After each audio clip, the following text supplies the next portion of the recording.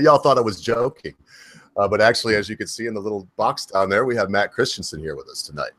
And for those of you that have hung around for a little while, we've had all kinds of people on. Some of them are giants, some of them are not so big, whatever. It's all been in between. But look, as you can see, I'm a little flustered right now because this gentleman is kind of an unknown mentor of mine. I watch his videos. I like the way he presents things. So there we go. Without getting into too much more about how I feel about our guest, I'm sure y'all know him. I'm just going to let you know, Matt, that I'm going to work pretty hard tonight, as hard as I can, to make sure if there's any videos that you want to be played with audio, that you just would pop them in the side chat.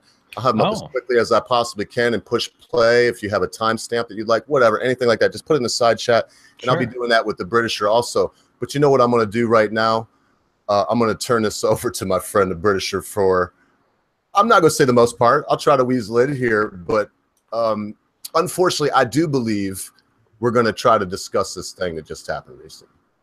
The Charlottesville stuff. Yeah. That's what, okay. Yeah, but take it on, Brett. Well, I think, you know, obviously we had, knowing that you were coming on, Matt, we had sort of made various plans as to what to talk about. And then, of course, Charlottesville happened this weekend, and it kind of just threw everything overboard because it would be kind of almost ignoring the elephant in the room. So, I mean, I think we've both avidly been watching your live stream yesterday when you went on about it. Because it is definitely something that is very, very hard to ignore. And of course, the mainstream media at the moment is going completely berserk about it. Yeah. So much so that even a president needs to come out and effectively say what they want him to say.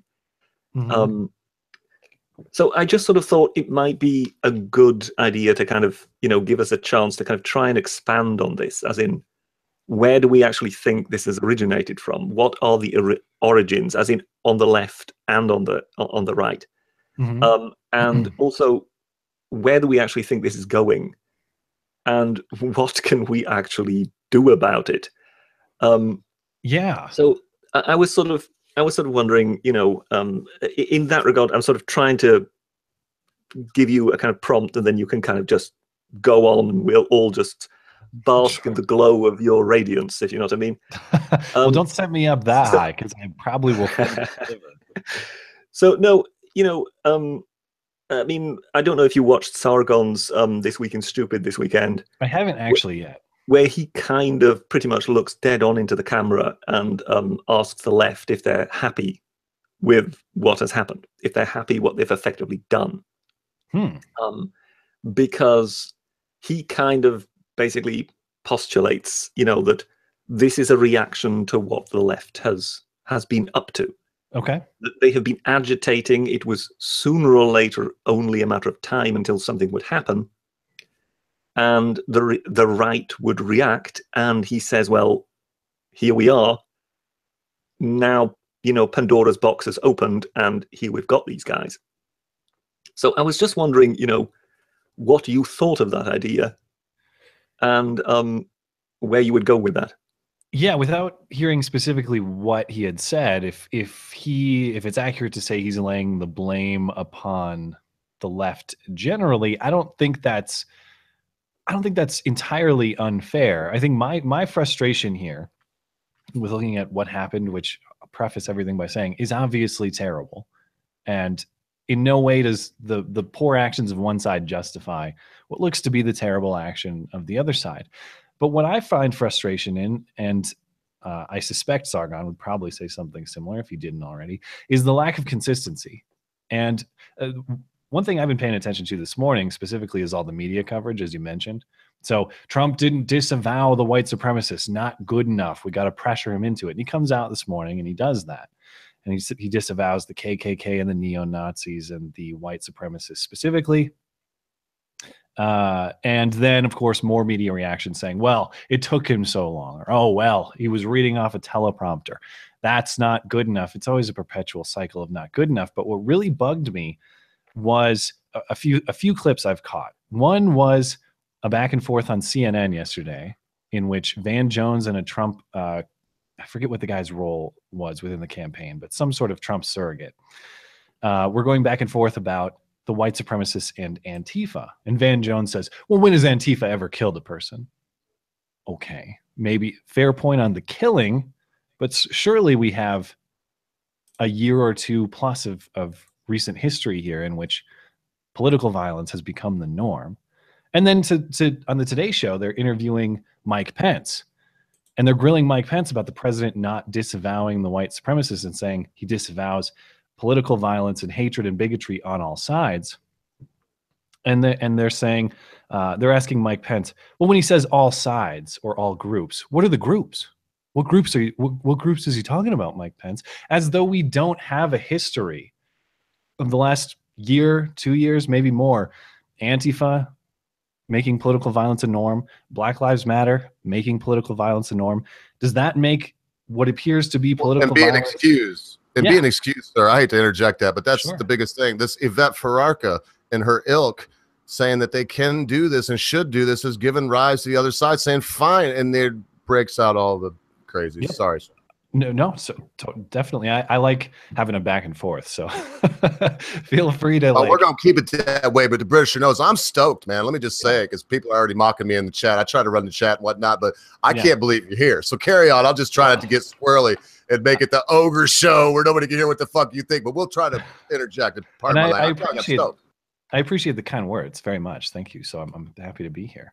So what were we talking about before all that craziness happened? So what bugs me is the lack of consistency. The best take that I've heard, and I think is probably the fairest take, is if you are a person who has contributed to the normalization of political violence on any side over the last few years, you should accept some role in this. Obviously, the primary blame goes on the guy who committed the act.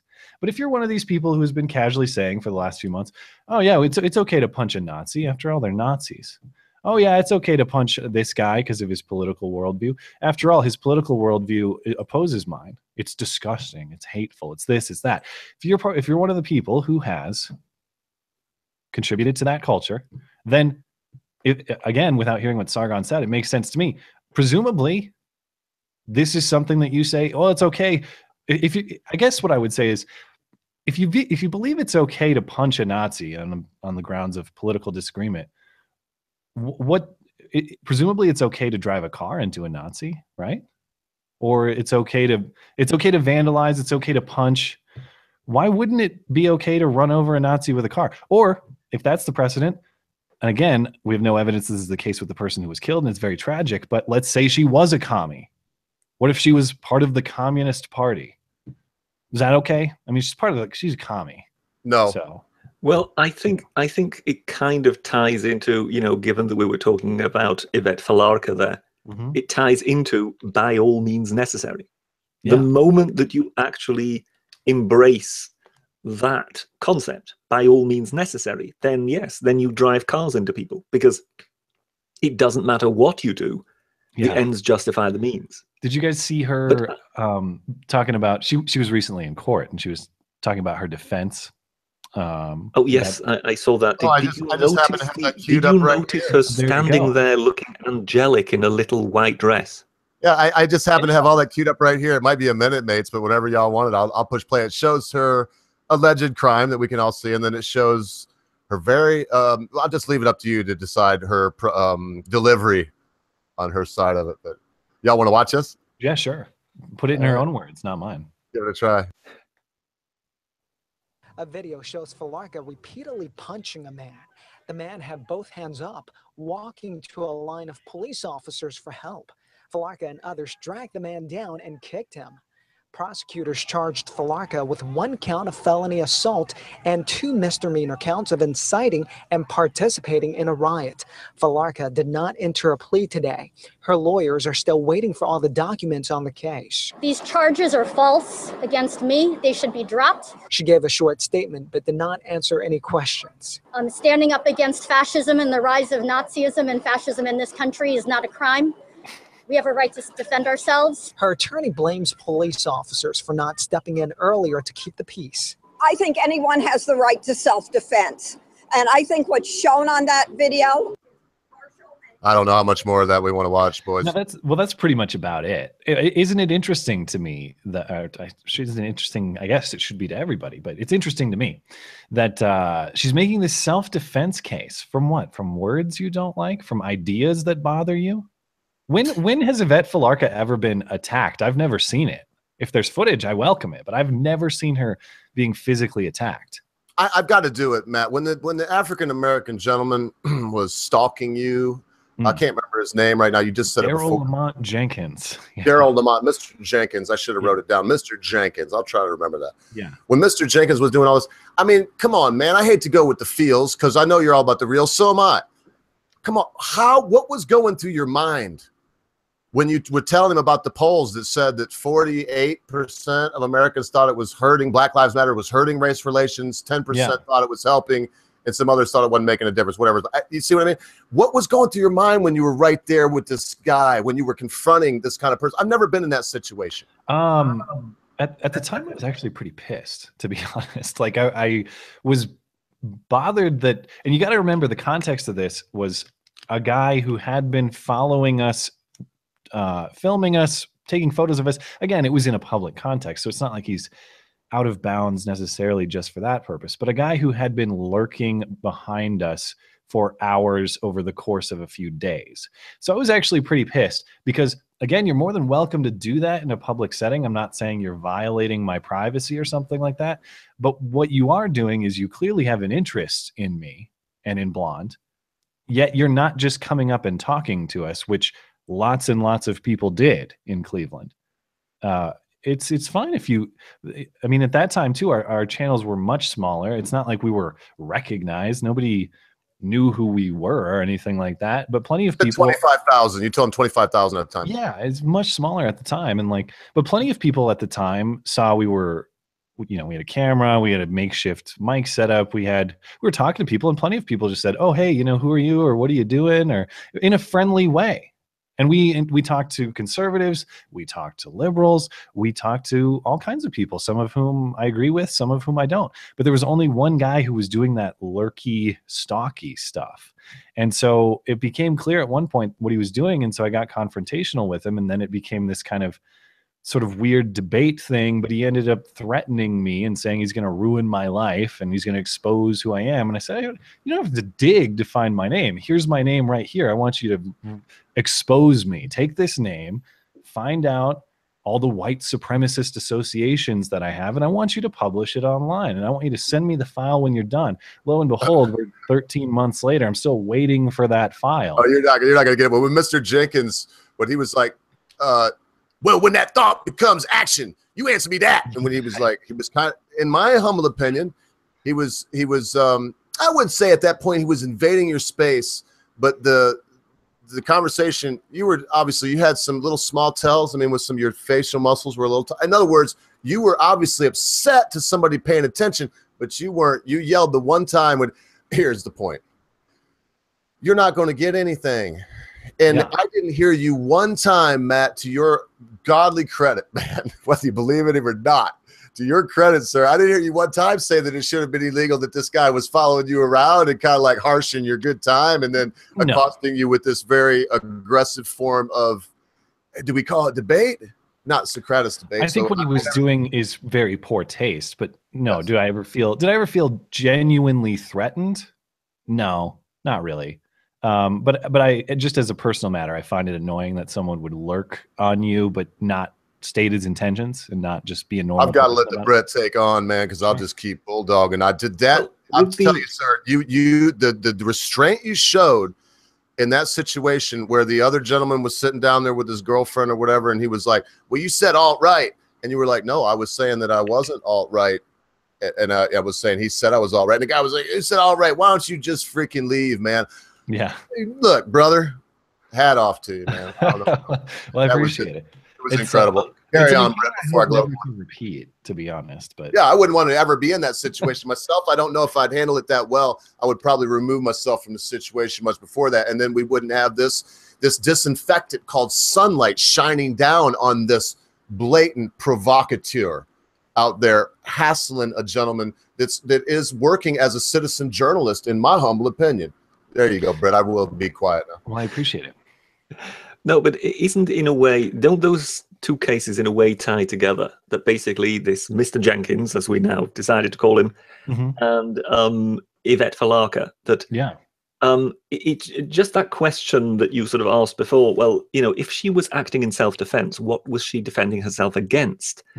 And in that regard, I think Mr. Jenkins is in exactly the same territory, that they feel entitled to basically defend themselves or defend their community or whatever they perceive as a dangerous idea. So the existence, the idea is effectively the attack upon them. I mean, when you listen to Falarka, she speaks of genocide. It's one of her favorite words, genocide. That, President Trump is willing to enact a genocide. And you just say, well, in that case, he's now been in power for half a year, hasn't he? So where are the mass graves, And I think with Mr. Jenkins, you're looking at the same sort of logic, that basically there is this idea, and what if that idea is put into action? I mean, how many times did he ask you that?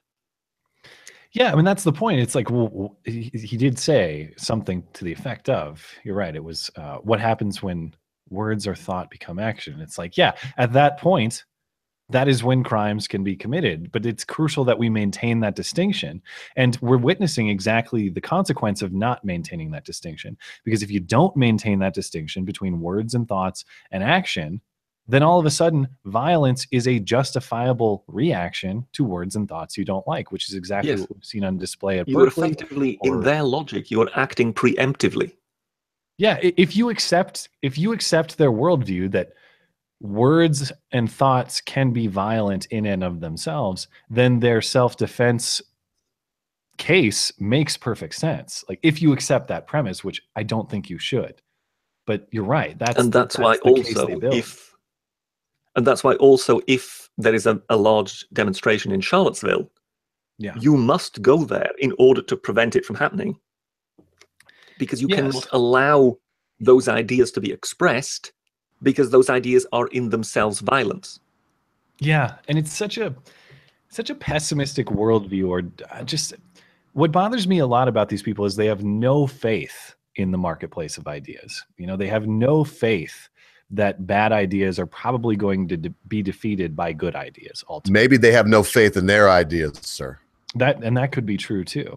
If you don't think your own ideas are competitive, then you're not going to have them flourish based on competition with other people's ideas. You're going to have them flourish based on them being enforced by the baseball bat or whatever else is your tool du jour. Well, I mean, we know for certain that, as far as their ideology is concerned, they quite like the tool of force. Yeah. Whether it be violence in the street with Antifa or whatever, but also with, if you say something our corporation doesn't approve of, then you're fired. So in essence, that element of reinforcing your idea with, force in the end, seems to be quite down their street as such. But yeah. Sorry, no, I just came to a dead end there. No, I agree in full. It's I start thinking about all this stuff, not only in the context of marketplaces for ideas, but just in like economic marketplaces, or just what competition means generally. And it always seems like they favor that authoritarian idea that someone with the good ideas, the quote unquote good ideas, should be in some central planning castle somewhere, deciding what's going to win and what's going to lose, whether it's ideas or products or whatever else. And they have no faith in the competitive forces of a market determining what is the best, what is the most ideal. They have no faith in your own ability to choose as an individual. And it's just such a... Well, I think one of the problems, of course, is also if you have a kind of religious view in that regard, in your ideology, and that namely, just like with a religion, there is only one truth. There is only one correct truth. Yeah. And therefore, of course, if there is only one correct political view, then leaving it to the market to decide means leaving it open for the wrong view to win. Yeah. It's just, I hate everything about that worldview. Like I can't imagine coming on this show and talking to you guys and saying, no, listen, I have the correct ideas and I am now going to impose them upon you. Just in terms of your everyday interaction. I don't do that with, I don't know, think of anything. Think of your sports team preference. No. There is one true NFL team that is the correct choice, and I'm going to impose it upon you. If you remember correctly, you will know that isn't your role. That is the role of the Wiltshire Police Force. Oh yeah, of course. Nice transition. Yeah, I've seen that, I mate. admire good transitions. I like. Oh, when that lady was like, the most horrifying thing that she could get was a 999 call from about Facebook. Mm-hmm. Yeah, that was a beautiful breakdown too, Brett. You got to give it to it. But what about that, man? It's creeping all over the world. I don't know if they're exporting it here, we're exporting it there. But well, I'd be curious for Britishers' perspective on that, because I've spoken to a few of my British friends about this, and I've asked them, was that show sensationalized? Is that dressed up, or is a crippled guy arrested, charged, and convicted of texting offensive things? Remember Count Dankula? Yeah, oh yes, of course, yeah. No, Count Dankula is one example. Count Dankula recently also tweeted 2 cases that he set next to each other. And that was that, basically the newspaper reports of 2 cases that were kind of juxtaposed next to each other. And one of them was a football fan who had made some, let's say, inappropriate jokes about a Swansea footballer having died on the pitch. Mm-hmm. And that particular footballer was black, which of course then immediately introduced a racial element. Mm-hmm. And he went down. He went to prison. So he went to prison for making jokes online. These were just tasteless jokes, similar to what crippled guy in the Wiltshire police case said. Well, and the Britisher may be able to tell you about some problems that you may have there if you rev your car in a racial manner. Yes, there was a case. There was a case where somebody in Scotland was actually sent down for revving his car in a racially aggravated manner. Okay. What does that mean? Like in a minority neighborhood, or is it like pulses of exhaust that are Morse code? Person or whatever that was crossing the road, and he was waiting for them to cross the road, and he revved his car at them, and then got done on, sort of racist aggravation. Wait. Is that on the basis of his race, or is that on the basis that he was in the road? I mean, would he have done the same to a white guy? It's up to the victim. When it comes to these offences, is it up to the victim to decide whether they feel that there was a racist connotation to it? Wait. What if you're white, though?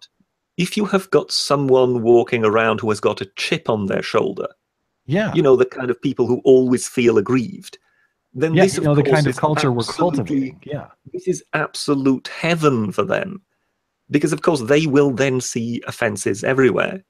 I mean, I did a piece. On.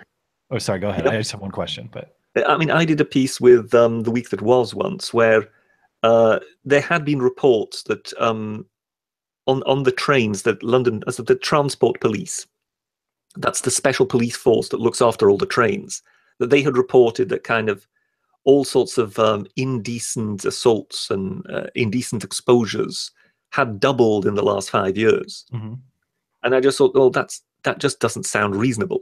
There won't be suddenly twice as many flashers at railway stations and things like that. Yeah. But if you sort of consider that most of these complaints have come from the London Tube, so the rest of the railway network of the entire nation can be completely ignored. Mm-hmm. Most of these things have come from the Tube network. Mm-hmm. And then you suddenly realize that there had been, several sort of moral panics, just simply about a bikini girl on a fitness supplement poster. You know, and it had garnered something like 44,000 complaints or something like that. And you suddenly realize, well, hang on a moment, there are therefore thousands of Zarna Joshis basically taking offense at everything that happens. And now, if you've ever been on the London Tube, you know what it is like at rush hour. It's packed like sardines. And with this being effectively a Victorian system, it's a very bumpy ride. Now, imagine yourself in one of these tube wagons, stood next to Zarna Joshi during rush hour. What are the chances that you manage to get out of that tube wagon without being accused of sexual assault? Oh yeah, if you so much as graze her. I mean, if the the cabin sways and you graze her, yeah, absolutely. And hence, I would say that more than likely explains how this statistic has suddenly doubled within the last 5 years. It isn't that we've suddenly got such such an unbelievable surge in perverts. It's more than likely that we've got a surge in sort of hyperactive feminists. Yeah, yeah. To the question on the racially aggravated or racially motivated car revving, would this, let's just say the races were reversed. Let's say it's I'm crossing the street, black guy revs his engine at me. Am I afforded that right to decide as the victim of this aggression? Am I, as a white guy, afforded that right to determine if I was racially targeted, or does it not work that way? You would more than likely be able to lodge the complaint, but I'm assuming that given that you're not part of a protected group, that therefore it would be ignored, if you know what I mean. So if you happen to be able to non-white take races some particular group, then, or just certain non-white races, like, let's say Asian. That's a good question. I mean, I would assume that more than likely all the non-white races are more than likely classed as a protected group. Okay. Huh. And other than that, you would have other sort of religious groups, the Jews, people like that would be deemed as worthy of protection. What about the Irish? The Irish came in and were targeted by. Yes, I think the Irish would more than likely be able to claim victim status as such. But I'm not sure that, for example, the Germans would be able to do so. So basically... Okay, Irish guy revving, German guy crossing the street. Who wins? Who's more? Or definitely the Irish guy. If it's certainly the Irish guy, potato family, black lady driving her car, or I don't know. You could imagine a scenario in which it's like gay scenario Asian guy driving car, trans black feminist crossing the street. Like, whose oppression? Yeah, no. I mean, the ultimate scenario in that regard is, of course, Jewish versus Muslim, because we all know that anti-Semitical attacks have gone through the roof. Well, the Jews, and we all actually know where they're coming from. It's not really the far right. It's coming from the Muslim community. Yeah. Oh, yeah. So as such, we kind of know that that is happening, and that there doesn't really seem to be that much being done about it. So in that regard, it appears to be that if it's Jewish versus Muslim, the bias seems to be, at least on the side of law enforcement, which seems rather to be with the Muslim community. Now, this sounds like a blanket statement, and I know full well it is. But yes, there have been sort of repeated complaints from the Jewish community, basically saying, look, we feel under attack and nothing seems to be happening. And this is not only in this country. I mean, particularly in France, there seems to be an exodus of Jews where they are heading to Israel, because they are saying that they are feeling, increasingly uncomfortable in that country. Because of Islamic migration, or because of what? Because of ever increasing anti-Semitism.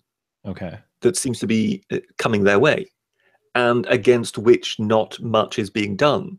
Because again, of course, it's one minority against another minority, and the kind of ruling government kind of feels, well, we can't really intervene. We might be seen as racist.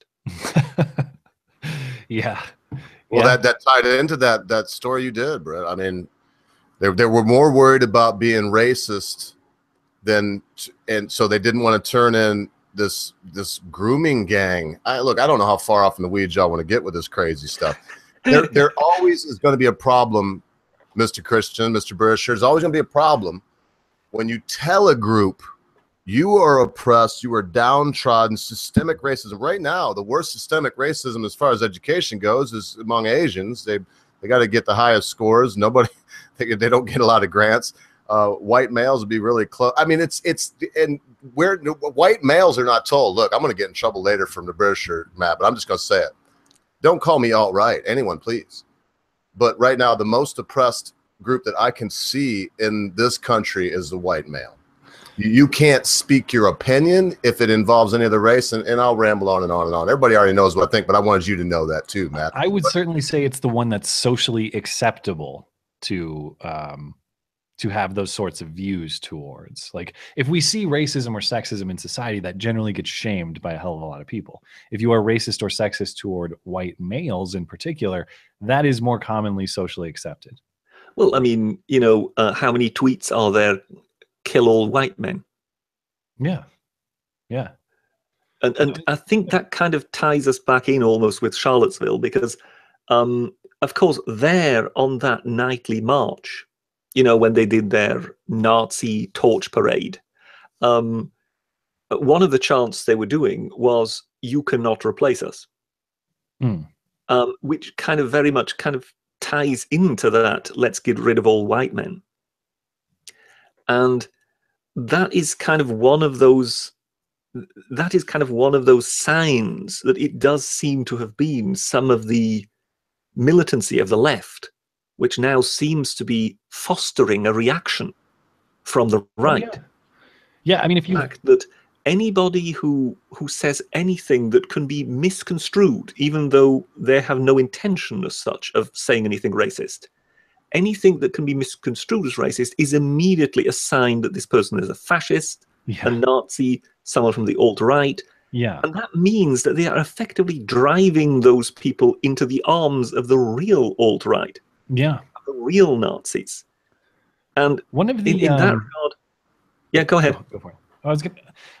There are a few things we're losing culturally that I really regret. One of them is exactly what you described, which is this assignment of malice. And we encounter an opinion we don't agree with, or we encounter a statement that may be questionable, but might be kind of unclear. And rather than using that as an opportunity to discuss and ask the author of the statement, well, what did you mean by this? Or get some clarification. We assign malice to it. We say, well, this person's X, Y, and Z. This person's morally inferior. This person's a scumbag, whatever. And I mean, not only is that a shame just because we lose out personally, intellectually, in learning about what our opposition actually thinks, but because it contributes to this very, I don't know, this very fractured society that we have, where these insulated bubbles, insulated pockets of very ideologically driven people. And I don't know how we restore that cultural value of just encountering an opinion with which you disagree and meeting it on neutral terms and just asking questions about it. Well, what do you mean by this? Or what's your view on that? Not assigning malice to someone based on your disagreement with them. Yeah, I mean, I think it's kind of the fact that if someone is to the right of you, he might actually be right of center. Mm-hmm. There is no saying that he is far right. And if someone is to the left of you, he might just be left of center. Mm-hmm. There is nothing to say that he automatically is an Antifa or a communist. Right. But I think to that extent, particularly in US politics, that goes back quite a long way, that people started dismissing each other, you know, not yet quite in the physical sense that we saw in Charlottesville and, you know, in other incidences, but that people already started wearing political blinkers some 20, 30 years ago, whereby, you know, anybody who has anything to say on healthcare reform, they're a communist. Anybody who has anything to say on anything that could involve immigrants is alt-right, is a fascist, is something like that. Yeah. So it seems to kind of, it's almost as if, you know, a problem like the one we have now doesn't actually just emerge out of the blue. It takes time to grow. And in that regard, it's a bit like an onion. There are several layers to it. Yeah. And at its core may actually be the fact that something about civil society, as you say, kind of started cracking. Something about the civil discourse started dying some time ago. I mean, it may perhaps have something to do with the fact the media changed. You know, the way that Fox News and then MSNBC and things like that started changing the way the political discourse happened. That in a way became sensationalized, and that nuanced, in a way boring reporting kind of went out the window. Yeah. And I think, I mean, the other hot topic this week that illustrates that point is how this Google memo was covered. I mean, all objectivity, all fairness to what the man actually wrote in his memo was thrown out the window for sensationalism about sexism and hatred of women and bigotry and this, that. And it's just frustrating. I'm not saying there's no place for like opinion-oriented journalism. Certainly that's what I do. I mean, I don't like the title journalist because I'm not in the business of fact-finding, really. I'm more in the business of opining. And there's certainly a place for that. But who do we turn to anymore for the objective delivery of the facts? I didn't see anybody in what you'd consider the mainstream media giving a fair shake to this Google memo. Not agreeing or disagreeing, just say this is a series of points that he made, and the people at Google who are freaking out disagree for this reason. I didn't see any of that coverage. I just saw calling him a sexist, mischaracterizing his memo with a variety of straw men that he didn't actually say. And it's a disservice. It's a disservice to the American people, and it bums me out. It bums me out that we don't have somebody in the mainstream media, somebody in mass media who's just in the business of assembling facts and letting you decide. It's the letting you decide for yourself part that I guess is too troublesome. Sort of a bit of a Walter Cronkite figure in that regard. Yeah, one of the things I wonder about in the media often is, I mean, because it seems to me, I love talking about botched media coverage. It seems like what I talk about half the time. And I often wonder, is it much worse now than it used to be? Or is it just the fact that in the age of the internet and the information we can exchange very easily, it's much easier to check their reporting now than it ever has been before. The fact that we have a cell phone getting footage on scene at pretty much every news story all the time means that their ability to get up there and shape the narrative about the story for whatever purpose they have is limited, because we can all go find that footage on YouTube within a few minutes. So I don't know. Sometimes people talk about like the golden age of media and Walter Cronkite and all this. And was it better then? Or was it just the fact that we kind of all had to listen and believe at the time? Like the fact checking was not available to your average citizen, whereas it is now. Oh, that was a big key.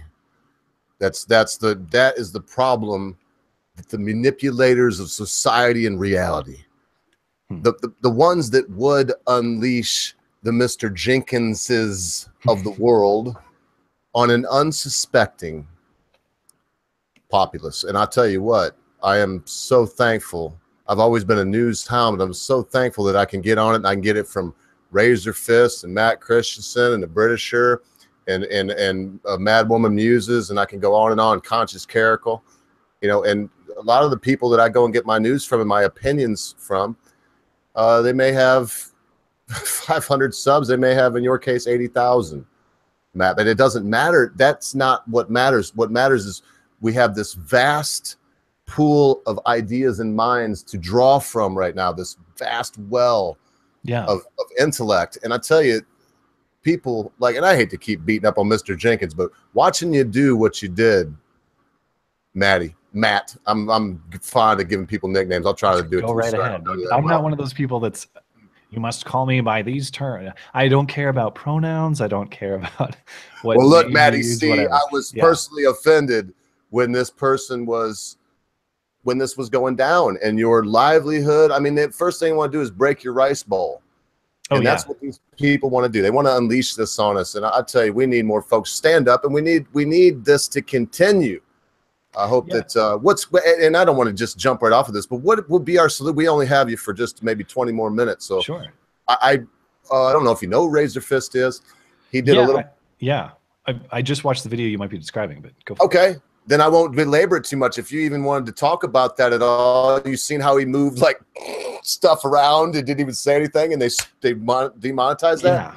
Yeah. I heard you speak about that, and without getting anything, personal, because I don't care how much you make or what you make or if you make. I just see the quality of your content as I do Razor Fist. And I mean, go ahead and tell us about it. And where are we going to go if YouTube slams the dagnab door? Oh man, that's a tough question. I can say so. What Razor Fist did was he suspected. Everybody's familiar with this demonetization problem, and it's been across YouTube. You can't, as far as I can tell, you can't talk about anything with any kind of opinion on YouTube anymore and expect to have ads placed on your videos. That's the bummer. There's a lot of speculation about how the system actually works. Razor Fist did this experiment in which he uploaded an entirely non-controversial video with an entirely non-controversial title, and it still gets demonetized. And he was doing this to show it's not software reading your voice, it's not the tags and titles, it is simply if you're on a blacklist, and he suspects that he's on a blacklist. My experience is not the same as his. I don't have that, but certainly, like, we talked about Charlottesville for an hour last night. Because of that, demonetized. That podcast is demonetized because we talked about the number one news story in. Would you be willing to do a little experiment for us, your beloved subs? Well, I mean, I basically like a little 5-minute thing like that, where you move stuff around and don't say anything, just basically show your room and like straighten up your hat and your little thing, and then see what they do. I basically do that behind the scenes on a regular basis anyhow, because for the podcast, I'm prepping all those clips. They get uploaded to my channel unlisted, and that's how I source them. So, I did this yesterday because I had to upload Donald Trump's statements on Charlottesville, and I had to upload Terry McAuliffe's statement on Charlottesville, and I upload them and call them, what they were: Trump's statement on Charlottesville, McAuliffe's statement on Charlottesville, demonetized, even though they're unlisted, and it's just those guys talking about the events. So then I uploaded the same clips under a different name that doesn't have any Charlottesville in the tags or title. Then they're monetized. So I'm not on a blacklist. Like, my channel doesn't behave that way. But clearly, in addition to the blacklist, there is some sort of algorithm that is looking at what terms you're using in your titles or tags, possibly even, I believe this to be true, because I'll give you another example of how this works for me. A few weeks ago, I did a video on the claim that ISIS fighters fleeing Mosul were wearing makeup and dressing as women in these things. ISIS is one of those words on YouTube. It's just a no-no word. Like, it doesn't matter the context. It doesn't matter how you use it. If you put ISIS in a title or tag, it's going to get demonetized. So I was trying to get around this because I uploaded it first, and I always upload unlisted first. And I named it what I would, which is, ISIS, whatever, ISIS in Mosul, whatever the name of the video was. And it was demonetized. I thought, of course, I can't call it ISIS, so I'll have to call it something else. So I uploaded again, change no ISIS in the words or tags, or in the titles or tags. Still demonetized. So somehow, if I don't put ISIS anywhere in the description or the title of the video, it still knows that I'm talking about ISIS somehow. I still suspect that there's some kind of voice transcribing software that they have, something like that. It'd be pretty advanced if they do. Could we maybe consider that there's possibly both for Google? I think there's some people like Razor, they just like chalk them up into the trash bin, and then there's some people, because I'm glad that you've done that. I'm all about side-by-side comparisons. I'm a somewhat amateur botanist, but I don't believe anything. People say, oh, I've got this thing that works great. I'll do a side-by-side comparison, and the plants never lie. And so when I hear you say, well, I see this happen, and I know there's algorithms, brother. I've tried to do a thing with music, and you can't really fool them easily with music. If it's copyright protected, they'll find out. Yeah. But could it be both? Could there be a blacklist? I totally believe it's. I mean, I've seen the evidence from Razor Fist, and I buy his footage at face value. I believe that he's doing what he says he's doing, and if so, I don't see how you would conclude something other than blacklist. So to me, it seems like blacklist plus. There is a blacklist plus an algorithm, and I, for whatever reason, am not yet on the blacklist. That would be my conclusion. But I'm fine if there's evidence otherwise. You did ask what's going to happen or what's the solution. The silver lining in all of this that has been great is amid this controversy, the demonetization, for people like me, for the podcast, for all the channels with whom I associate, the people stepping up to support directly has been huge. So unfortunately, Patreon has dropped the ball recently.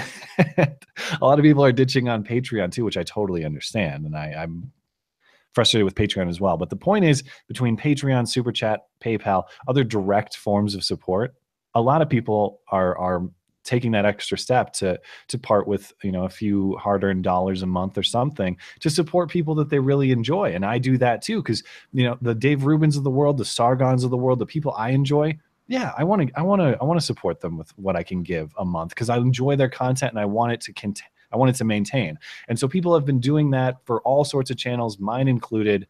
And if YouTube decides to basically kill itself over this and not become a viable platform anymore, I have faith. It's so amazing to me that they think they can just control the content that people want to watch. Like if they just tell you what it is that you want to watch, your opinion will change somehow if they just redirect you. There's enough of a market. Albert Bandera, that is. Very Albert Bandera. There's enough of a market for independent content that certainly there's demand for guys like us to make it. And certainly there's the willingness on the part of the consumer, therefore, to support it. So will it be on YouTube? I don't know. But certainly there's enough demand for it to keep happening. And I have no doubt that if it's not YouTube, some other website will rise to host this type of content. And people will just choose to support it directly rather than relying on advertisers or whoever else to support it indirectly. So I'm not worried. I would like a little certainty. I would like a little, what's the word I'm looking for? I don't know. Security? Security, sure. Financial security in your outlook, and not wondering if what you do one day is just going to, I mean, I heard Paul Joseph Watson got on and was like, he always has these sensational taglines. And then Brett, I know we're running low on time. I really want to let the Brett say something. I'll keep bulldog. And Matt, you've been a pleasure, man. I just, well, thanks for hosting me. But we look at this and he's talking about he doesn't want the, you know, and he works as editor at large for InfoWars. He does make whatever they pay him there. But man, the guy, one day at the Adpocalypse, he went to bed making X amount and then woke up the next day and X was in the crapper, so to speak. Yes. And oh man. That's the bummer on YouTube's part for me, is like, look, I get it. This is your platform. This is your infrastructure. I get that you want to have your rules, and frankly, I don't dispute your right to have your rules on your platform. However, it's kind of like a renter situation, right? Like if I live in your home and you rent it out to me, your rules, your home, you can kick me out if you want, but certainly you should kind of give me the benefit of proper warning, keep me in the loop in terms of knowing how things are going to operate. You can't just, like, if I rented space from you and you said tomorrow, like, oh, by the way, here's a whole bunch of weird arbitrary rules all of a sudden, and it's time and it's changing now. Get out. Or you have to get out now.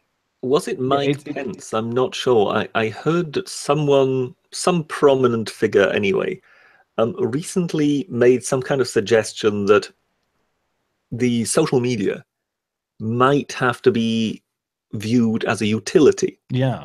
And therefore regulated in that regard. Yeah. Because I have made this argument time and again. I mean, the ogre will more than likely be tired of hearing me say it, that, you know, when it comes to the telephone company, I mean, they're a private, you know, those are private companies. Mm-hmm. And they do not try and tell you what you're not allowed to say. Yeah. Everybody would sort of think that would be scandalous. Yeah. And in that regard, yes, of course, we are in the area of publishing, really, but everybody's still responsible for their own words in that regard. So if somebody says something libelous or whatever, they can still be sued, but it's not the job of the actual, you know, utility, so to speak, to kind of police what is happening here. Yeah. Because, you know, why should it be in this day and age, now that it has become so ubiquitous, that we kind of know that these kind of giants have established themselves, and we can't really see social media going away anytime soon? Why should it be them who get to be the arbiters? Yeah. Well, I can agree that this is definitely a major problem that's rising. I don't know if you guys saw, like, so today Discord came out and said that we're not going to allow alt-right or Nazi opinions on Discord. Oh, I didn't. Oh. GoDaddy has said they're going to sever Daily Stormer, which I don't care about Daily Stormer. I don't read it. It seems like crap to me, but I'm not comfortable with the idea of these kind of. But Discord was the wild, wild west, man. I hope they don't start fooling around with that, man. Damn. Yeah. So it's becoming clear that the people who control these platforms are saying certain opinions are not allowed. Now, in an ideal world, I would just love to leave this to the market and say, okay, well, if they're going to close themselves off to a certain market or make themselves non-viable to people who believe in free speech, another competitor will rise. In the case of YouTube and Google, man, it seems to me pretty naive to think that somebody is going to rise with the infrastructure necessary to compete with YouTube and all the data processing that requires. It's monumental, and that's the reason that YouTube's never really been profitable. So I can definitely see the argument that regulation is needed in this context to prevent the type of viewpoint discrimination that we're seeing. Like, if you want to provide this service, which is essentially a public utility service, then you are not to discriminate based on viewpoint. I don't necessarily find that to be ideal, but I can see why it would be the best course of action. But then, of course, you then have to deal with the idea of some politician has to then stand up and basically argue in favor of the Nazis. Do you understand what I mean? That is always the danger with this kind of thing, that it is always easy to be the one arguing for the censorship, because then you are arguing for decency and niceness and for people to be kind to each other. It's always much harder to argue for the other side of basically just saying, well, look, just let people do what they want to do. And if somebody says something nasty, well, then that's just the price we have to pay. Yeah. Which used to be a price that pretty much everyone was comfortable paying.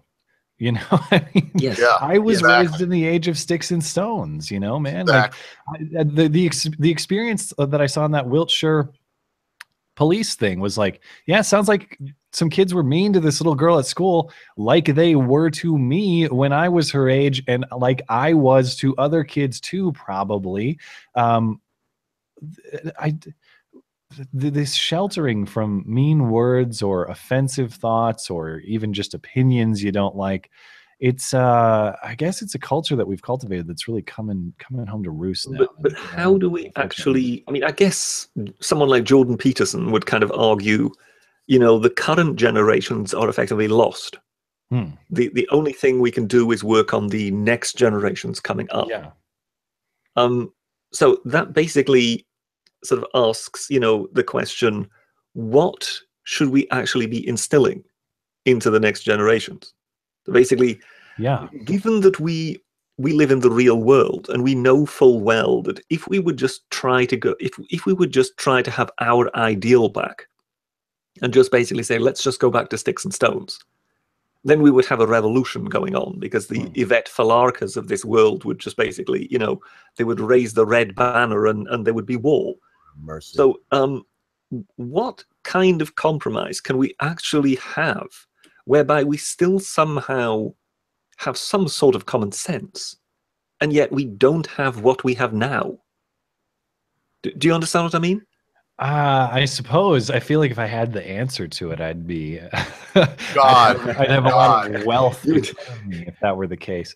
All I can talk about is what's important to me, and the reason that I do this, the reason that I do what I do, and it's not necessarily any particular worldview, but it's more about the freedom to have whatever worldview it is that you want to have, or whatever worldview it is that you arrive at through your own individual thought, through your own individual investigation.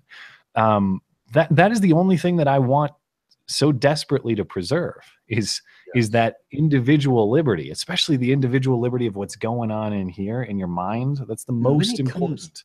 When it comes to that liberty, I mean, obviously we don't want a state messing with that individual liberty. But if we now take something like the Charlottesville thing that happened there, do we actually want the state to go in heavily and basically drive these people off the street, both the right and the left? That basically we send in the riot police with clubs and beat Antifa and the far right off the street? Or are we then afraid that that creates a kind of new menace in itself by giving the state too much power? Yeah, I see where you're going with that. Like, do you create a police state in doing that? Yeah, what do you think about that, Matt? I hope you got what he's coming at. Yeah, I mean, cracking everybody's skulls on horseback with police dogs, like they did the miners in England with under Margie. I will say, without knowing exactly what happened in Charlottesville, it is puzzling to me that the police were apparently unable to control what had happened, because on paper, before this had happened, it seems like, okay, given the history of how these things have gone recently, probably a good idea to have a few too many cops than a few too little. So do I think that they have to be beating people? No, but it's clear that we have a certain segment of society, a bunch of ideologically driven groups that are incapable of, like the bumper sticker says, incapable of coexisting with one another peacefully. So do I want them beating people over the head with clubs? No. Well, and listen, Matt, I don't want it to sound like I just want them arbitrarily, just, without, with impunity, just beating. But I'm saying I've seen the melees that were going on. Yeah. That would have been a good time for some horsebacked state trooper to come out there, pull out his club and go, no, boys, you're being bad kids, girls, stop it. Do I want police being appropriate defenders of free speech where it is threatened? Absolutely. And I think that there are cases where increased police presence is necessary and does that. I'll give you an example, going back to Cleveland. The reason that basically nothing happened at Cleveland when we were there in terms of like real violent altercation like we're witnessing now is because the cops outnumbered people, just civilians, probably like 3-1, to be honest. And I'll tell you, everybody got to speak. Nobody was silenced.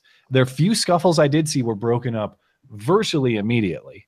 And was it weird that that there were like 3 cops for every 1 person walking around? Yes, but ultimately they did their job, which was to protect the individual right to speak, and that happened the whole time. You know it's going to happen.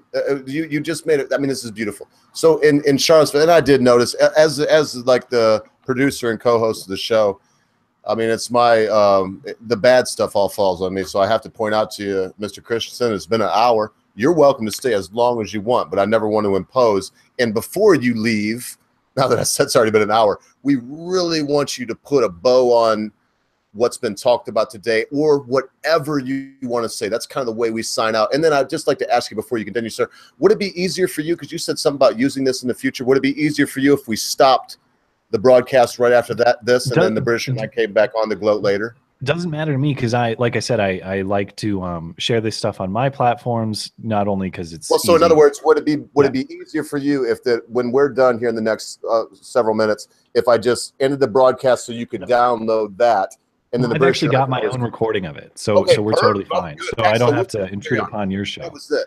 Yeah, no, it wouldn't be no intrusion either. I got to say something. And look, I know now I'm filling your mind up, and I should just be letting you speak.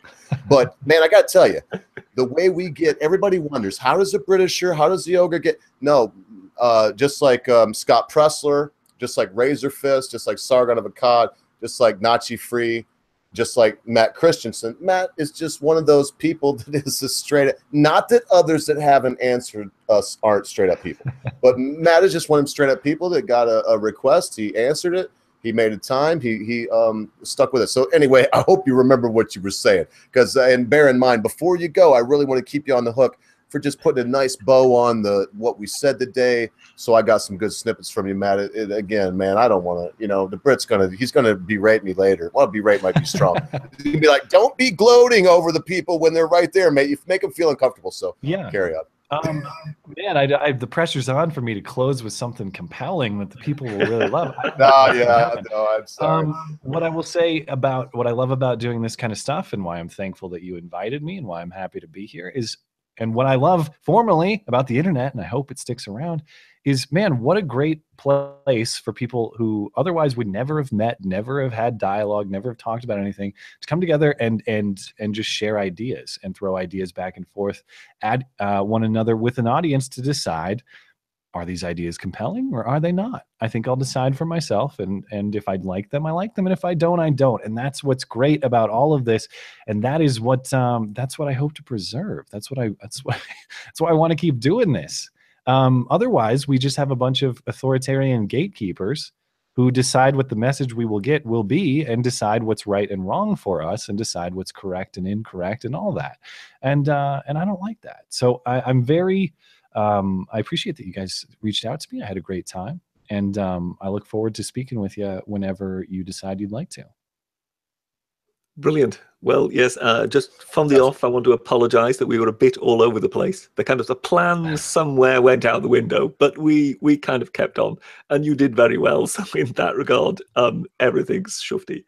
But so does the ogre still have any last words before Mr. Christiansen? Oh, you know I do. I've got to share this. Mr. Christian, I mean, again, look, just take it with a grain of salt. You're famous in a quasi sort of way. So you're going to have people like myself always do what I'm doing as we speak right now, which this is Matt Christiansen's little YouTube page. I highly suggest that you not only go by and check out some of his videos, but you tell your friends about it. You can see me doing it now. I'm copying this. I'm going to paste it right out here in the chat. I can't imagine that anybody that watches this stream doesn't know who this gentleman is. But if you don't, you have a pass. Go ahead and leave the chat right now. Hit the sub button, hit the bell, the little gray bell there. And so it'll send you notifications, and then keep up with this gentleman. If you do like Wolf Blitzer, God have mercy on your soul. If you do like any of these people, Maddow, or who are some of these other people on Fox and whatnot, have mercy on your soul, and just take a little time and go and get what I would consider to be the real news from Matt Christiansen. Mr. Christian, unless you have something else to say, we just would both, like, I believe I speak for the Britisher when I tell you, I'm not going overboard when I tell you, we are honored to have you here, sir. We've had some folk on, but I've only been nervous once. I've been a public speaker a lot of my life, and it was when you were coming on. It's because you do what you do very well, sir. And I hope that whether it's avoiding the adpocalypse, or like you said, I hope the super chat keeps coming. I hope whatever has to happen happens so that you can continue to shine a little light in this sometimes very dark and confusing world. Yeah. And we can get a little disinfectant in here. That's very high praise, my man, and I appreciate that a lot, because it's exactly the same way that I feel about content creators that I admire. You know, when I get to talk to people that I look up to on YouTube or wherever else, or people that are in this business, or people that influence the way that I think, you know, when I am able to interact with them, those are some of the few times that I kind of get like nervous myself. So it's high praise. It's high praise, and I appreciate it. I appreciate you guys hosting me. And like I said, I'm never. It's important to me to be available. So, you know, not only to you but to your listeners. You can find me on Twitter. You can talk shit with me on Twitter. I do that too much. You can email me. Generally, I do my best to be as responsive as possible. So I look forward to it. Okay. All right, brother. Well, we hope to have you back anytime. Last word there, Brett, and then let's let this guy go, because you know me and you know you. We'll just keep ding-donging with the fella till he looks at it. He's like, Lord, I'll never come back. We had Sargon for 5.5 hours. I think it was at his it was at his okay, but we don't want to draw you back in or make you feel obligated. So, Mr. Britisher, tell him how you feel, man, if you can, in front of all these people. Now, talk about putting someone on the spot. You know, he knows full well that he's dealing with an extremely reserved British person here. And he then suddenly wants me to suddenly start oozing emotion across the airwaves. Yeah, well, I could So just all I can say put is my it butt was up on the screen and you can it kiss was it really if great you- to have you on, and it truly put a smile on my face when I tweeted out to you, knowing full well that it was a long shot, sort of thinking, well, let's see if we can get him to come on. And when I said to the ogre, yeah, he said yes. He said yes. He would like to come on. Yeah, I don't think I can quite publicize what the ogre's reaction was, but let's just say it was a very positive one. Well, that's excellent to hear. All right, brother. So look for something for the British or for myself or so. Hey, look, I did it against the Britishers. Brett, don't kill me. But Carrickle, if you do have something to say to this gentleman, he's got to go. He just got here. Tail end. Conscious Carrickle is somebody that comes on very often with us. Sure. And I think he might just want to say hi and tell you to check out something real quick. Yeah, sure. And then take off, man, or we'll try to keep you here, Matt. You got to go. We won't feel offended. You should have seen the Brexit that one dude pulled that was on here. I'll tell you later. Sure. Yeah, no, I just wanted to bring up another point, but which I think is a pretty good video idea for you in the future, Matt. Sure. I think we're currently smack dab in the middle of a new moral panic. Red's under the bed, basically. I think it's a time of change. I think it's a paradigm shift that we're currently going through, and I think it's the political landscape in the future is going to be pretty unpredictable. And I'm quite glad being part of it and being able to see this, because it's a monumental time in our history, basically. I think personally. Yeah, definitely. If you have thoughts on that, definitely send me an email or get in touch. Send him a tweet tomorrow. I gotta have it so he'll come back on, Carrickle. So we gotta let him go. Yeah. Thanks so much again, Matt. I think that's the last thing we'll say, unless you got some glorious thing to do, like pull your butt out so that we can all kiss it. Yeah, I feel like my joke there kind of fell on deaf ears. No, so I saw it. I was trying to. I'm supposed to be the one that's off the handle, so I was just trying to keep it even keeled, not go moon. Of all the reasons you're gonna, that's just one more reason you'd get booted off of YouTube, but it's probably just accelerating the inevitable. So get it over with. Anyway, I do appreciate it, guys, and thanks. And I look forward to speaking with you next time if you'd like to. Brilliant. Thanks a lot. Thanks. Good one. Bye. Soon. See you about. Cheers. Oh, that was great, man. Sorry, Brett. I see he just sent me something right at the last minute, and I thought, well, I know if anybody can come on and say something very quickly to Mr. Christiansen, and it is let it go. But yeah, I know I'm going to be in trouble later. Anybody that's still watching, I'm in big trouble now, Lucy. So I will say, I will start the gloating session by saying that, yeah, no kidding. I was more nervous for this gentleman on than I've ever been for any. In fact, I don't get nervous. I wasn't nervous when any of the other people that have been on the show has been on. That's what I kept telling you at the beginning. Like, you've had Sargon on, you've had fucking Razorfist on, and you didn't even have a bead of sweat. This guy's a little different to me. With all respect to everyone that was just mentioned, this gentleman is astute, intelligent. He's academic in his thought processes. He doesn't use foul language, man, as a rule. He's very low-keyed. But all the things that he says is like he's like Mike Tyson, only in your high school counselor's persona. He's a hard hitter, but he's very low-key. So I hope I didn't run the guy off, Brett. You think maybe he'll be back? We'll see. Well, I don't see why he wouldn't be back. Next time I'll have to have some kind of mute button facility, just in order to be able to get a word in once in a while. Oh, did I go? I went too much, man. I thought I was keeping it really low down there. I was doing my best. If that helps at all. Well, no. I'm speaking sort of in semi-jest, so don't expect me to be grinding my teeth at this end. Many a true word is spoken in jest. Oh yeah, all right. Well, I did my best tonight. I really did. There was so much, and my mind kept saying, Britisher, that we've got an hour with this guy. We have an hour with this guy, with an hour, and then all of a sudden the files started getting pulled up. Ping, ping, ping, ping, ping, ping, ping, and I was like, damn, what to even ask or say. I did. I don't know if you could see the side chat, but I did pop in there a couple times. It was like, I'm gonna shut up. Get in there, Brett. Maybe next time we'll get him to give us 2 hours. We'll let him pick a time and date when he's got a couple hours where we can really have at it. And I hate to say it to everybody out there, but let's say, for example, Carrickle, you happen to be here, so let's just say, for example, that Jordan Peterson was going to be on the show. Man, with all respect to everybody that's ever been a part of any of this, would be the Britisher and I, because it's too difficult to try. Oh, man. You know what I mean, Britt? I don't even know how to explain why. I would definitely want a mute button in that situation.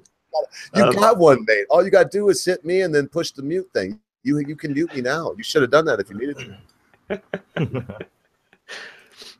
Yeah, no, I mean, as the audience will no doubt be aware of, we set out trying to go in a kind of Charlottesville direction. Say after about 30 minutes, it was kind of a matter of, well, we will go wherever the wind takes us. I think the main overarching theme was definitely just free speech in general and the First Amendment. Yeah. Yeah, we did with Britt, in my recollection now, and you got me feeling self-conscious. I think you're doing it on purpose because you want me to feel what it is to feel that, because I don't usually, and I think you do more than I do. But anyway, oh man, it was a beautiful night, and you did take us in that segue. He even said it. It's the way that you popped into one of his videos, man, that he just put up. Oh, Britisher, I wanted to just send you a Western Union for like 200 quid, man, right there. Like, good job. I sent this tweet in when I think the Brit made the point that all this anti-white rhetoric that we're seeing on like Twitter and is basically fueling this movement. But I sent that where they basically show you this is what's contributing to this clash that we're seeing. And look, Britt, while he was here, I didn't visibly smoke any marijuana. I don't think I used the F-bomb one time. I think I only used profanity one time. And so, come on. I'm going to keep digging. Everybody knows, like, there he goes again. Come on, Britt, tell me I did a good job in front of all these people. Just say it. Well, you weren't too bad. All right. You did great, mate. You did great. You really did. You're second to none. I think with the two of us would be really on our game. It is hard to beat the way we can, A, let people talk, and B, it seems like if I got like a blank, it does seem like you got something. And I did. Look, I got Carrickle on because I'm going to quit gloating, Carrickle. What do you got to say? You tell us what you think, mate. No, man. I think it was a pretty well-structured stream. It wasn't as pinpoint as some of the other streams in the past, but I think it was pretty decent. I think you retained above 50 viewing throughout the entire, above 40 viewing, above the that threshold the entire stream. So I think it was pretty good. The chat was lively. We had no problems there. So I think this can be classed as a success. Maybe an A-. Sorry if I'm not. Man, I'll take that. I'm just trying to communicate with Matt at the moment. Just saying thanks that he came on. Yeah, glowed about it. Hey, did I tell you, Brett, that James Woods sent me a DM yesterday? We were talking about movies, and whatnot, mate. Who is that? James Woods, the one, as in the Twitter savage. Yeah, Once Upon a Time in America. James Woods, the man. Yeah, we were just talking a little bit. Yeah, no, I'm just kidding. Yes, if I remember rightly, he gave you a film recommendation. Yeah, but I tell you, mate, when I got a box together, I got to go to Amish country and pick up one last little thing I cannot even remotely talk about. But something that's going to go in the Britisher's box is the Obi Dobi, and it seems like the Britisher and I are really the last two serious hangers-on from our beginning endeavor, but. Anybody that's on the crew, Staggerson Jags, Amanda Wolfchild, Day is Dead, any of those, and myself and the Brit could get the Obi Dobi. You get that. I was going to get a hair lip mouse, but I actually got a statue of Keck. I'll show it tomorrow on the stream. I should. I really should. In fact, I'm not gonna. I'll let the Britisher be the first one to show it. Where did you get it? I got it on Amazon. I just typed in statue of Keck. They have a few on there. I got the one that was only like $30. I didn't get the freaking $200. What's it made of? Like a green stone? let me look. It's just, it is stone. It'll be some sort of resin, won't it? It is. Well, and it probably is resin, Britt. I don't think it said in the thing what it was made out of. It's heavy, but now that you mention it, I think if you took like a knife, you probably could carve it away like it was a resin or some kind of high impact plastic. But kind of like you can almost see through it though. It's green. It's got some Egyptian writing on it, but that's the Obi-Dobi in Britisher. Oh man, I'm so stoked. And you busted my balls. I thought I was extremely silent. I was trying not to say anything because I knew I was like, oh Lord, Ogre, just shut the hell up. Because the Britisher wants to bloody get a word in, and this guy needs to talk because he's the host, and you've only got an hour. Maybe that was my downfall, but it was that was the razor's edge for me. There was about 1,000 things. I already said it. About 1,000 things I wanted to ask that man. And but I got the most important things out. Like I always, when I'm looking at somebody that is taking what I would consider abuse and just is doing it with such an even hand, Jordan Peterson, and yes, I'm going to compare Matt Christiansen to Jordan Peterson or Matt Christiansen.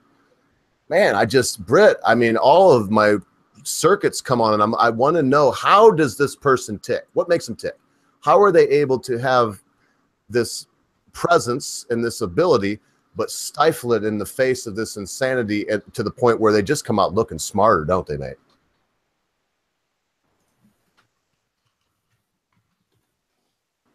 Sorry, am I leaving dead air here? Oh, no, he'll never be back. I'll get a note tomorrow. I'll be like, I don't want to work with you anymore, Ogre. You messed the whole thing up. No, I'm just composing an email. He just sent me an email, so I'm just trying to write one back, so he just has one right away. So sorry if I wasn't. I'm one of these people. In order to use the words of the Ogre, I'm not capable of walking and chewing gum at the same time. So even though I've got my earphones on, when I'm actually typing, I sort of blank out everything. So I can hear the Ogre's voice in the background, but I don't actually hear precisely what he's saying. So when I hear the voice stop and there is suddenly dead silence, I become painfully aware of the fact that I've somehow missed my cue. No, it's all good. And you know what? I would take that credit. While we were doing that stuff with Matt, man, I was constantly, I don't know what happened either. I'm not even going to mention names, but I will say this, chat. The reason that everybody has a wrench, a spanner, is because no tomfoolery, man. We don't get into that. And one thing we definitely don't get into is folks coming in that are here because we have a guest. And with all respect to Matt Christian or Razor Fist or Dankula was the worst as far as the guest that came in the chat. No, if somebody's being a jerk, I think I'm with the Britisher here. That's why we got so many spanners out there. If somebody's being a jerk to one of our normal people in church and just being a jerk, what do we do, Brett? I mean, what do you do about that? Oh, he's still doing something. Well, I guess. Well, yes. I mean, I guess censorship in that regard kind of does have its own virtue. And I'm speaking as someone who doesn't like censoring. But if the alternative to, basically, I'm desperately looking for the word that would be an alternative for censoring, but right now I can't find it. Moderating.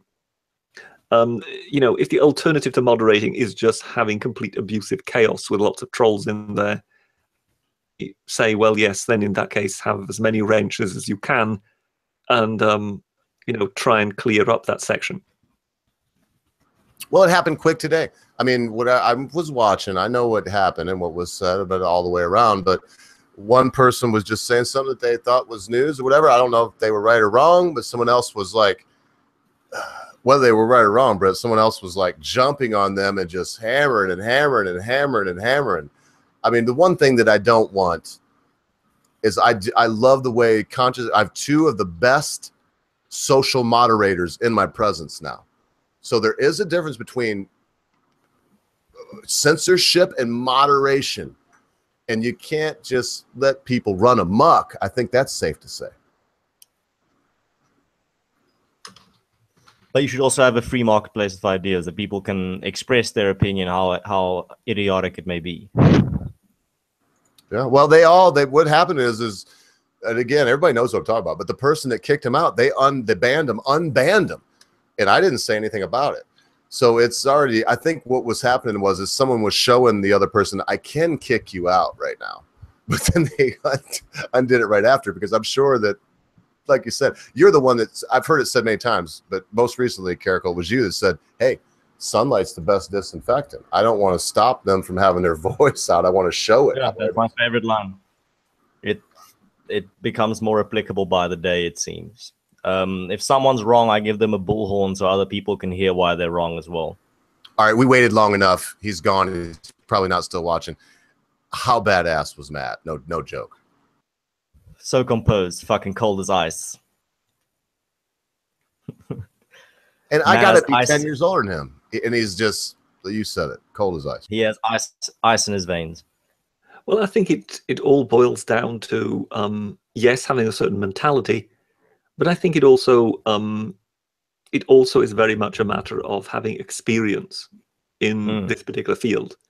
So the more time you have spent being on air, the more relaxed you are. The more relaxed you are, the more the easier it becomes for you to be cool under pressure. But Britisher, this is coming from the refrigerator. We all know that it takes practice to have that ice water he's talking about. There's something to that, mate.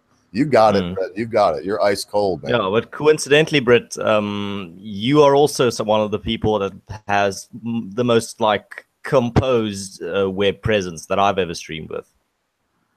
Yeah, well, that's very flattering to hear. But I do remember myself on the first time I was on the live stream with Ogre, and I think I just about had to begin every single word about 4 times.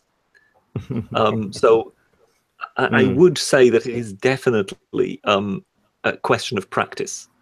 That if you are not accustomed to it, you tend to be all over the place. Yeah, Gary Player said, the more I practice, the luckier I get. That's right, brother. It's a very good old, that's a thing. It's a very old musician saying. I've heard that a billion times. Said it myself. The more I practice, the luckier I get. That's just the old blues man saying right there.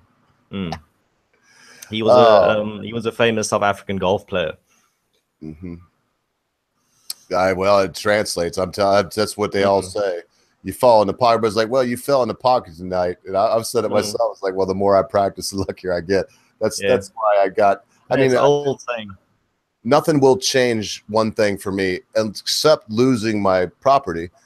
Every day, I play my drums and my guitar for 15 minutes apiece. It usually goes over a little bit because I'll have something planned out to play, but then I'll sit and jam on my drums and play a solo to entertain my own self for a little bit and keep in practice. Same thing with my guitar. Keep the calluses on and just keep it going. Because if you don't, man, you know what they say, if you don't use it, you lose it. But Britisher, so Wednesday, the inaugural show on your channel, right? And the day after tomorrow. Well, we said Wednesday or Friday, but we'll see. Yes, we'll aim for Wednesday, and we'll see whether we pull it off. Yeah, because look, man, the next big guest we have, it's got to be on your channel. It'll help me more because you have so many more followers that have the bell rung where they know you. I mean, I'll be seen, I'll be there, I'll be part of it. And B, I don't know, mate. You've worked so hard at this, man. You know, I'm not quite like you this way. I know it might be something you dislike about me, but you've carved out your niche. You've paid your dues. You've paid the piper, and it's time that you had it where this stuff is happening on your channel. Because I can say it 1,000 times. Well, this is me in the British channel, but come on, man, we've got to do that. You've earned it.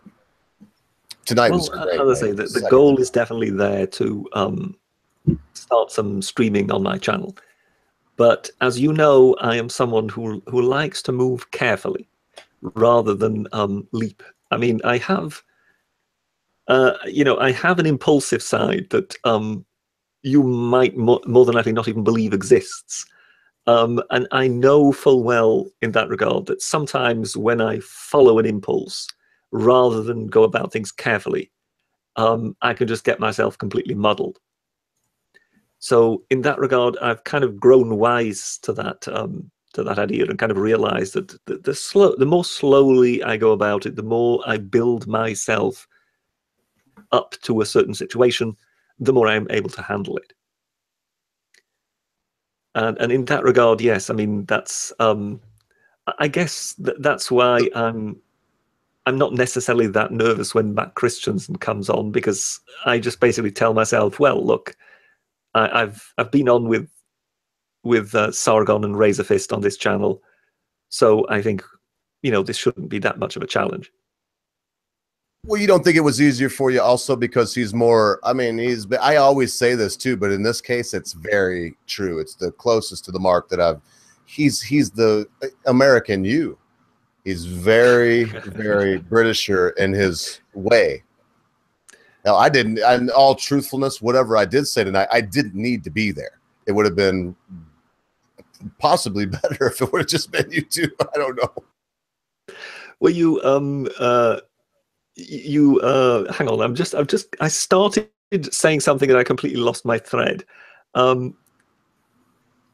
You know, please go on. I've got into a complete kerfuffle here. I think it's because I'm doing two or three things at the same time. Oh, it's okay. And Brett, we don't have to carry on much longer, if any. I just want to, you know me, I want to glow a little bit. I've got some last words. I'm sure that the character has something to say when it all comes wrapping up.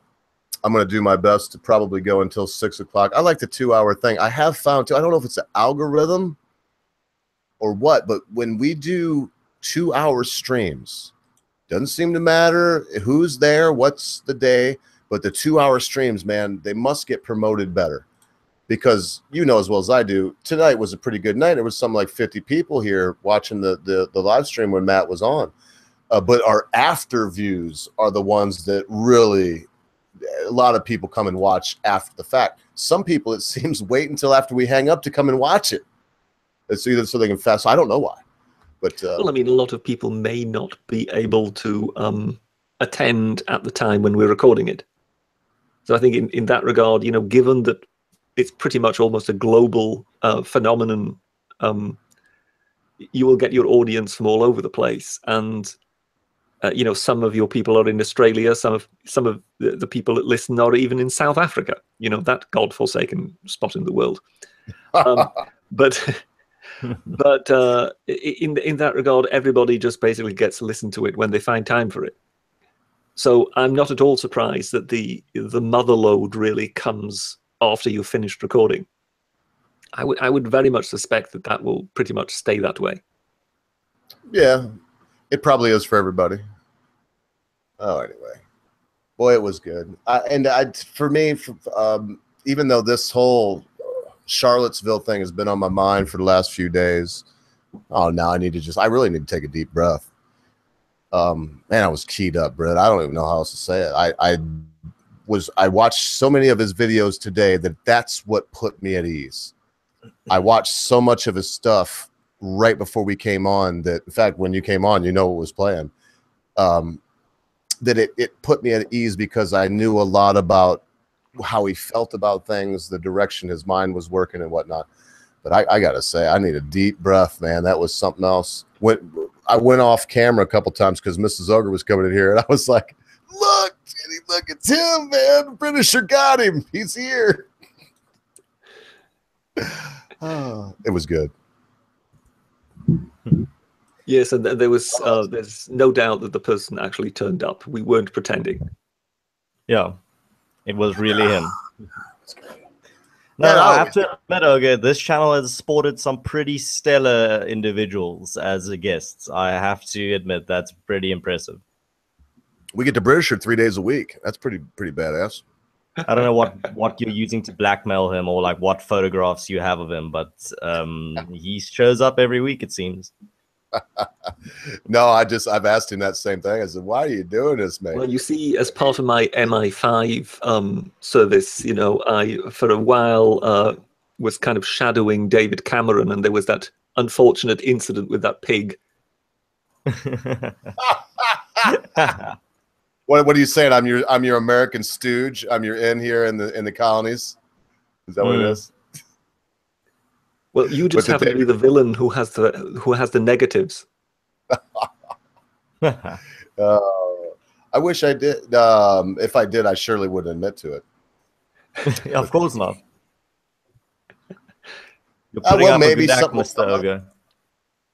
I hopefully what will happen, and I've got it'll be, let's see, it's the 14th. So no, we'll have one more police state. And I've got somebody in mind. I just can't even really give a hint right now. I got to talk to the Britisher about it, and we'll figure out for 2 weeks from today. Remember that the police state is gonna be every other Monday. Maybe we haven't talked about this at all, but I'll throw it out there now.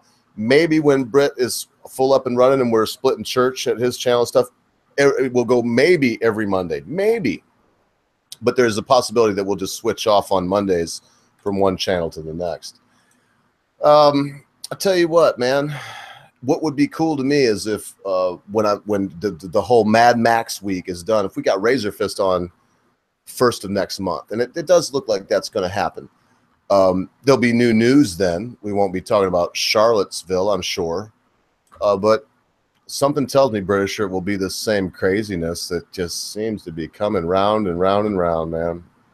Well, yes, at the moment, the world news doesn't really look as if it's going to calm down anytime soon. It looks as if we will have material to talk about for some time to come. Yeah, I'm kind of believing that it might be the same kind of thing. So look, boys, it sounds like we're all Britishers trying to keep his channel open for Matt Christiansen. So what do you say, boys? Y'all ready for your final words when we get the heck out of here? Go do our things? Yeah, sure. By all means. Shall I go first? Yeah. No.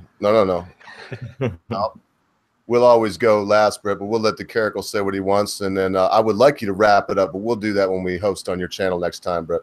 But we'll do it that way. We'll go Caracal, Brett, and then myself, just like normal. Seniority, it goes seniority. I would just like to say, I think at the moment, at this point in time, we need to protect free speech at all costs, and we must reject any authoritarian ideas that seek to take away these freedoms of speech that we have made such great use of so far on the internet. And I encourage everyone out there to speak out about this. Don't just sit on the sidelines. You need to be out there and make your voice known, that people can see that this is an issue that people care about, and that we don't want. You can't put this genie back into its bottle. The internet has already been unleashed. You can't reduce it to a point where you can just regulate what everyone says and thinks. Something else will come along if you accomplish that. So I think we need to make it work, that whatever we have now on the internet, we need to protect and we need to preserve, and we need to make our voices known, like shows like this, like Police State, and having streams and tweeting and making videos, and just make your voice known. Don't think you're too small. A lot of small things together make one big thing. Yeah, that's basically my end message. I think we need to take free speech much more seriously, especially in the time that we are now. And we need to fight for it basically till the day that we give up our freedoms as a whole. Well, I would like to sort of point out that in my view, we need to not only be fearful of the state. Now, it is true that the state, of course, is perhaps always the greatest danger to us all. But it does fulfill a role, and it does serve us. And in that regard, when I see something like Charlottesville, and I remember distinctly being online with the ogre and telling him on some church stream, several times, I believe, where I basically pointed out, if Antifa are allowed to run riot and nothing is done about them, sooner or later someone is going to come along and claim to fill that void. And then, of course, we did get our based stick men and various other people who arrived in order to be the knights in shining armor who dealt with this issue. The problem is we don't need them to deal with it. We need our proper authorities to deal with it. And in that regard, what I was trying to lead into when I was speaking to Matt at that time about, what should one do? should one really have the state going in there and cracking skulls, or would one be too afraid of the police state? That is where I would say that is one of the reasons we have a state, to stop such things from happening. Because the moment you abandon your streets to the thugs, you might as well kiss your entire state, your entire country, possibly your entire future goodbye.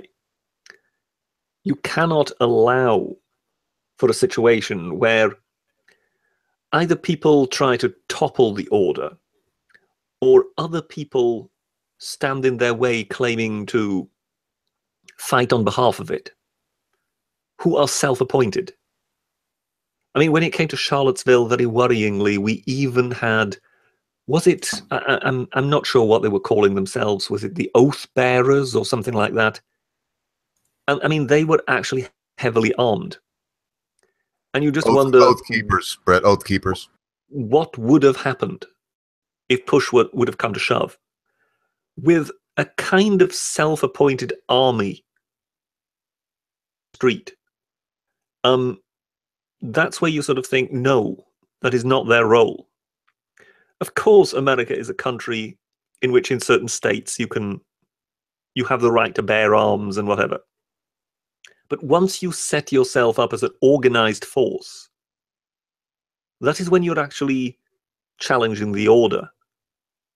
And we have to remember that for all the talk of states and our fear of their power, we need to remember that in the end, they are, after all, supposed to be representing us. And when it comes to situations like that, we do need those who represent us up and do something. And if that requires some people being sent home with bloodied foreheads, well, then so be it. Because this is taking an ugly turn. And if it isn't, if it isn't stepped on pretty soon, this is going to get much, much worse. We can look at Charlottesville and say, well, okay, to a certain extent it's been sensationalized. There weren't really that many people. True, there weren't really that many people. But there were a great many people in Hamburg. So we know how big it can get. The problem is, if it can get that scale, and you have opposing forces, that's when it can get really ugly. And history warns us quite significantly about those things. I mean, ironically, in ancient Rome, you know, my favorite reference point, we did have two mob leaders. One was Claudius, and this is why it's ironic. The other one was called Milo. And one represented the left and the other one represented the right. And they were effectively in cahoots with the politicians at the time. But it got completely out of hand. That basically, once you unleash these demons, you can't put them back in the box again. So effectively, the only way that Rome was brought to order was that Pompey the Great had to march into Rome with his legions and reinstate order. And I don't think that's necessarily what we want. So I think while one can, one should knock the Claudiuses and the Milos on the head and get this thing under control while one still can. And if that takes violence, and it will take violence, then so be it. But then one needs to remember that the violence is actually being exacted on your behalf by those people who are supposed to be doing it. And that is not some ominous state power which immediately needs to be questioned. Sometimes the state actually is a force for good. And I think when we see things like Charlottesville, we ought to remember that. Anyway, that's all from me. Over to you, Mr. Roga. Very good. I'll tell you what. Oh, I had something worked out, but what happens so often is as I'm listening to the Britisher and to the Conscious Clerical or whoever's closing, other things pop into my mind. We got to remember the Roman reference because, listen, folks, it was abhorrent in the mind of a Roman citizen to have legions in the walls of Rome. Yeah, they had their guard there. They had a few, probably in my mind, retirees, or who knows what they were. I'm sure the British will tell me later who they were, that were dressed as, you know, your legionnaire, and you had a couple centurions in it. But no, there were no legions in there keeping order. And we have to look at that lesson. We have to say, no matter how it makes any of us feel, even the Britisher, when he has to look around his town sometimes and there's a armed policeman there for the first time in his life. I'm not saying that that was necessary either, Brett. I'm just using it for an example because we have to.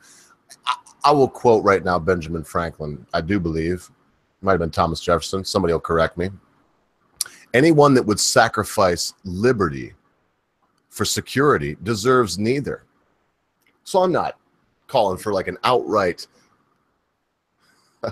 letting go of all of your liberties for security or all of your securities for liberty. I'm saying that there has to be some kind of happy medium, and it's going to be found not with the Britisher and I. We're a couple of doddering old men practically. Our days of ever getting involved in politics are far behind us, but it is going to fall into the hands of the Scott Presslers and the Matt Christiansens. I believe the one is a right and the one is a left, so to say. But they're these new liberals, these new Republicans. And yes, anyone listening, even Scott Pressler. I hope that we can lean a little bit more toward the Matt side and we can be as open-minded as possible. But we can't allow people to say, you know, Matt Christiansen, you're alt-right. Therefore, we're going to ruin your life. We're going to break your rice bowl. Your opinion doesn't matter. Besides the point, even if you weren't alt-right, you're a white male. So therefore, no more than we could allow them to say you can't eat at the Walgreens lunch counter, Negro, get in the back of the line, coon. We can't do that. We can't say, Whitey, you are responsible for all the woes of X, Y, and Z community. We can do that, but what it's going to end up is being this permanent cycle of hate, this permanent cycle of degradation and debasement that is what seems to be, to me, our society is coming to. And remember the lessons of Albert Bandera. Go check him out if you don't know who he is. Father, they say, of behavioralism. And yeah, he was a very good psychologist. He's a very intelligent man. But do we really want to live in a society where people pass laws and put sanctions against us in order to make us conform to a norm? And that said, folks, listen, be good to your friends. Be good to your family members. Be good to your loved ones. Be quick to say you're sorry. Be even quicker to accept an apology, especially when that thing your friend, your family member, your loved one has said seems to be so huge, you'll never be able to forget about it. Because constant viewers, panel, at a time we think not, our friends, our family members, our loved ones, our life, and our cause could be taken out by a maniac in a runaway car.